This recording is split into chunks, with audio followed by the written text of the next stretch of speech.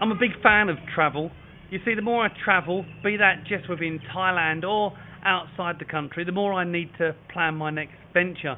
It's very addictive.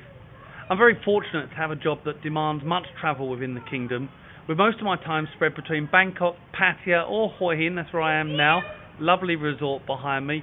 I count my blessings, and I'm all too aware that if you live somewhere like the UK, have a young family, and hi Frank, and you work, you're largely under the control of what the structure demands.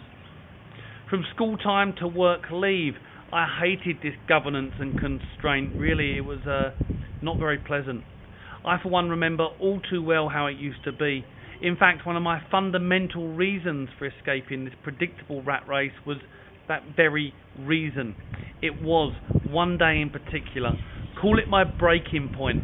I made the usual walk to my train station in Rochester, Kent. I'd got a little wet from a freak shower.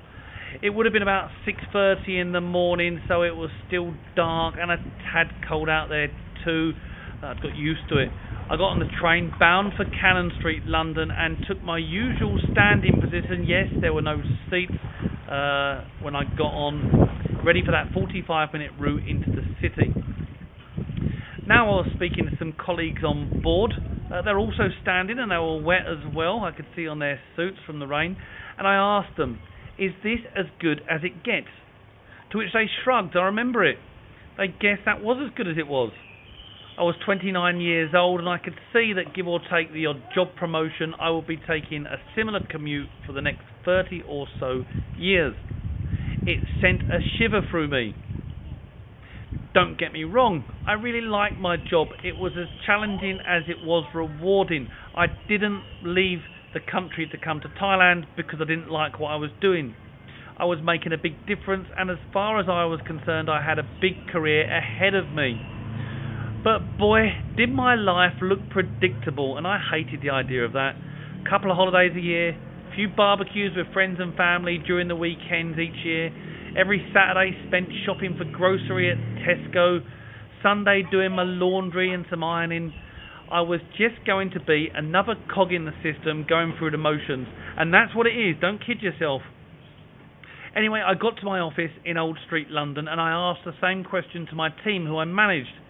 Now, they were much older than me, so they would have had more wisdom, but they'd been part of that system much longer than me.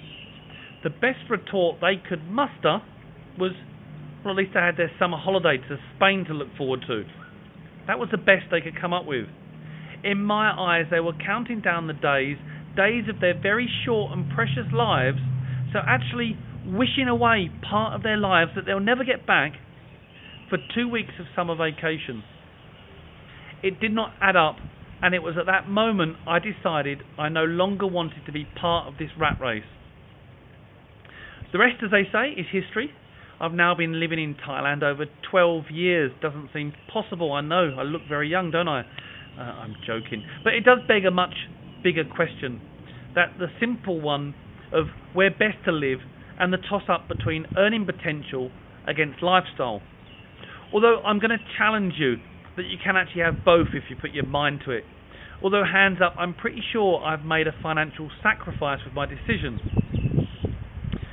I would be lying if I didn't admit that sometimes I do wonder where my career may have taken me if I stayed working in London. But then I look at what I've got now and how much travel I've done in the space of 12 years and forced a pretty good career out here in Thailand. Look, where I am now, it's for work. I make decent money now too. And really, isn't life all about inner contentment? I'm quite sure more money in the bank does not directly equate to more happiness. But yes, in the same breath, look, I really haven't drawn breath. It does help, I know that. Decisions, but the point was I had the courage to make a decision. And most of us merely coast along with our life's journey and are unwilling to make a big decision in our life. And that is a big shame. As it's their life, our life, that they're compromising. Life and the purpose of life has frustrated me. I've read lots of books on this, actually. As I'm sure millions of people before and millions more after with me will keep looking at the same content. The frustration is the that there's not really a grander plan for us or a reason for our own individual existence, whatever we try and make of it. We are merely a blip in time, a brief moment of time, and then we're gone, and in no time at all, forgotten, forever. Those that look for a legacy are chasing the wrong prize, as no one's legacy will be remembered. We just all need to make the most out of our short time here in this world, even if it is a selfish decision. Someone's got to make these selfish decisions for us. And when I talk to fellow expats, I can detect that there's a similar trait here. One that says, I'm going to do what I want, and if that means relocating to Thailand and shunning the system and expectations for me that I once belonged to, then so be it. And for that, everyone here needs to be applauded. Life is short and you must do what is right for you, or at least what you think is right. The point is, make that decision. It's your life and no one else will manage it or tell you what to do, so don't wait for it. Make that choice.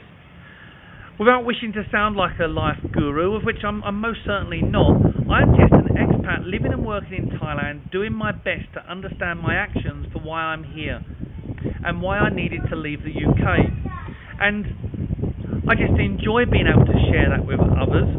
It's something that, I feel very rewarding being able to articulate in that way. And if it can help just one individual, as cliche as it sounds, then that's a wonderful bonus for doing that.